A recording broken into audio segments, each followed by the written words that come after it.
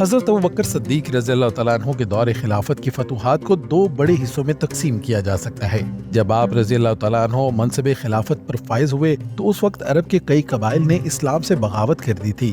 کچھ نے زکوٰۃ دینے سے انکار کر دیا اور کچھ جھوٹے نبیوں کی پیروی کرنے لگے۔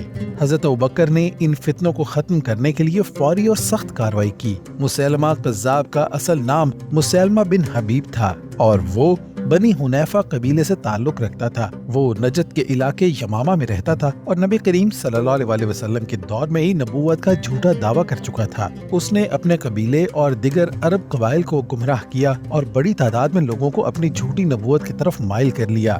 نبی اکرم صلی اللہ علیہ وسلم نے اس کے خلاف کارروائی نہیں کی کیونکہ اس وقت وہ مدینہ پر حملہ آور نہیں ہوا تھا۔ جب حضرت ابوبکر صدیق رضی اللہ تعالیٰ عنہ خلیفہ بنے تب تک اس نے ایک بڑی فوج تیار کر لی تھی اور اپنے قبیلے کے علاوہ دیگر مرتدین کو بھی اپنے ساتھ ملا لیا تھا۔ اس کی فوج کی تعداد 40,000 کے قریب تھی جبکہ وہ یمامہ کے مضبوط قلعے میں موجود تھا۔ حضرت ابوبکر رضی اللہ تعالیٰ عنہ نے اس فتنے کو ختم کرنے کے لیے فوری طور پر لشکر روانہ کیا۔ حضرت ابوبکر صدیق رضی اللہ تعالیٰ عنہ نے ابتدا میں مختلف کمانڈروں کو بھیجا، لیکن جب ابتدائی مارکوں میں فیصلہ کن کامیابی نہ مل سکی تو حضرت خالد بن ولید کو اس مہم کا سپہ سالار مقرر کیا گیا۔ حضرت خالد بن ولید رضی اللہ تعالیٰ عنہ نے نئی حکمت عملی اپنائی اور فوج کو مختلف جتھوں میں تقسیم کر دیا۔ اسلامی فوج کے مہاجرین اور انصار کو الگ الگ صفوں میں منظم کیا۔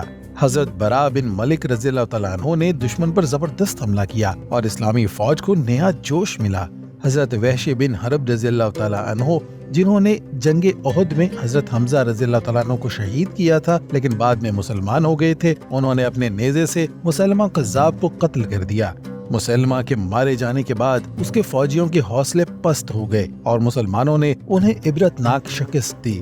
بچ جانے والے مرتدین ایک باغ میں قید ہو گئے۔ مسلمہ قذاب ختم ہوا اور جزیرہ عرب میں اسلامی خلافت کو استحکام ملا۔ 600 سے زائد صحابہ شہید ہوئے جن میں 70 سے زائد حافظ قرآن بھی شامل تھے۔